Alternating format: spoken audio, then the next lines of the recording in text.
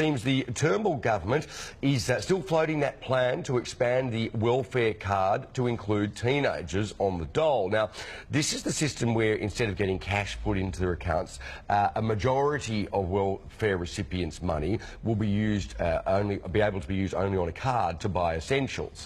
Now, the card has been trialled in Indigenous communities so far, and let's turn it over to our news feed guests this morning to see what they think. Angela Mollard and Anna Musson. Good morning to you both. And it's being reported that the government is examining this. We've had Social Services Minister Alan Tudge on the program before. He's very bullish about it. He likes it. He wants to see it rolled out further. Then, you know, the Greens are against it.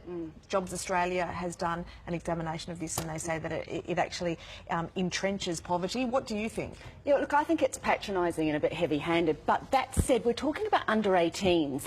What I'd like to see is the system work for those first 2 years when they're on the dole, but with some mentoring alongside it. So here's how you manage your money, here's what you should be spending it on, here's how you should be looking for work. What we don't want is people aged 16, 17, 18 to get into the system and to become entrenched on the welfare system. We want them to be able to grow and develop. So I think cautiously I'm for it, but with, as I say, that proviso of having a steady hand through it. And we know that mentoring can work really well with young people. Well, we've seen that in New Zealand. Exactly. You know, similar scheme where the mentoring does seem to work quite well. Anna, I guess it makes sense that if you're going to roll it out in predominantly Indigenous communities, then, and it works, although there is some question around that, whether it works or not, then you would roll it out to other Australians as well.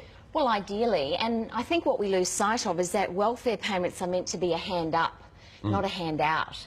And we need to be offering them as a way of helping people get through this period in their life where they're looking for a job, where they've just had a baby, where they're maybe getting over a disability, and not something that becomes a way of life.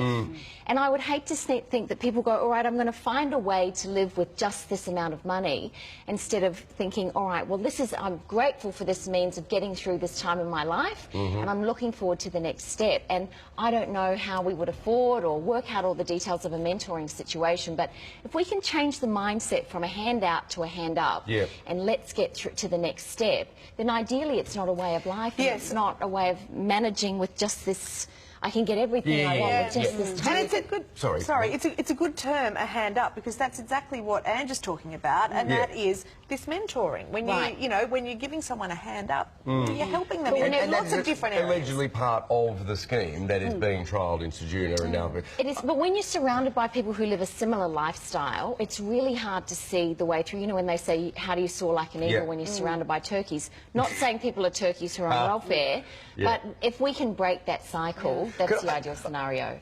Fantastic. So, just leaving aside the rights and the wrongs of this particular scheme, I can't help but feel that this is used over and again by the government to, you know, get some news in the headline that people are going to gravitate towards. I mean, this is the 4th time we have covered this issue over the last 6 months. There is actually no new news in it. Because it's not the actually same happening. They just, they would like to see it just rolled suggesting out. What we should be seeing is more greater policies to help with our unemployment rate, so that there are more jobs, and we need more policies in that direction to boost the economy, so we wouldn't have so many people on welfare in the first place.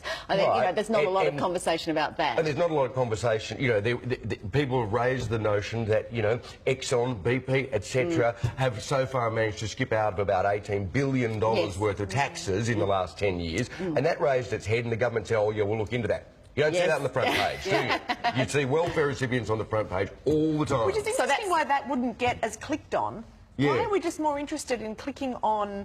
you know, well, it's also what we're fed. It's journalism, you know. We don't have the resources as we used to, so there's not the means to go and do investigative work like that. So whatever the government pumps out is what is reported, and that's a sad, you know, situation. And we're doing it too.